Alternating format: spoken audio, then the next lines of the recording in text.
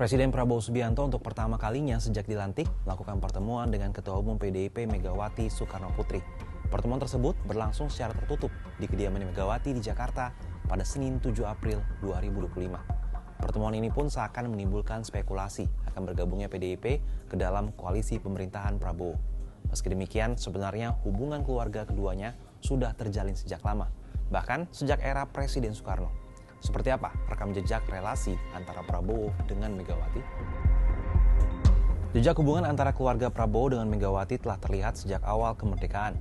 Kala itu, kakek Prabowo, Margono Djojo Hadikusumo, termasuk tokoh yang ikut memperjuangkan kemerdekaan RI bersama dengan Soekarno, ayah Megawati.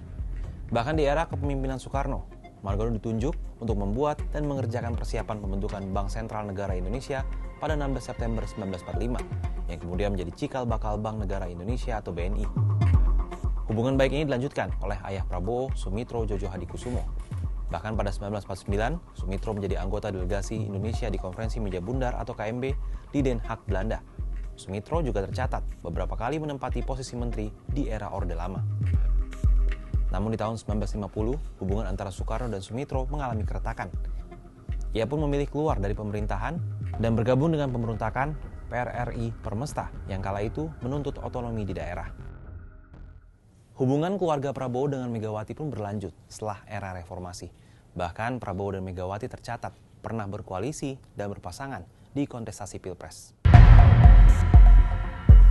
Di Pilpres 2009, Prabowo dan Megawati sepakat untuk berkoalisi dan maju sebagai pasangan Capres-Cawapres. Pasangan Ketua Umum Partai Demokrasi Indonesia Perjuangan atau PDIP, Megawati Soekarno Putri, dan Ketua Umum Partai Gerindra Prabowo Subianto sebagai Capres dan Cawapres ini lahir dari kesepakatan politik yang tak mudah.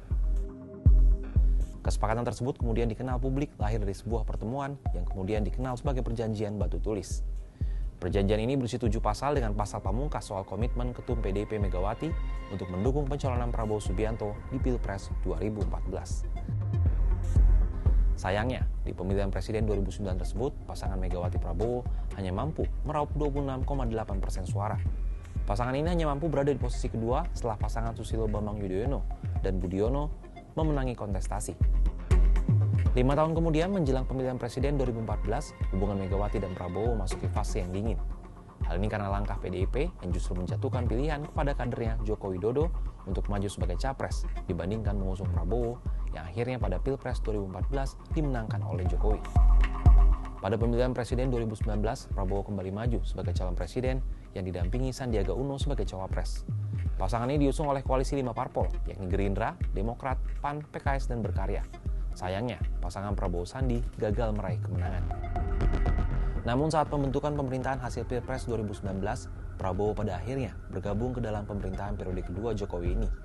PDIP sendiri sebagai parpol pengusung Jokowi membuka lebar masuknya Prabowo dan Gerindra ke dalam pemerintahan Jokowi saat itu.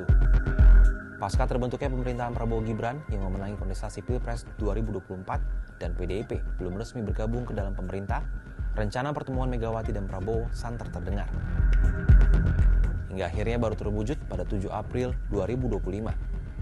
Pertemuan ini pun dianggap sebagai langkah awal rekonsiliasi politik keduanya.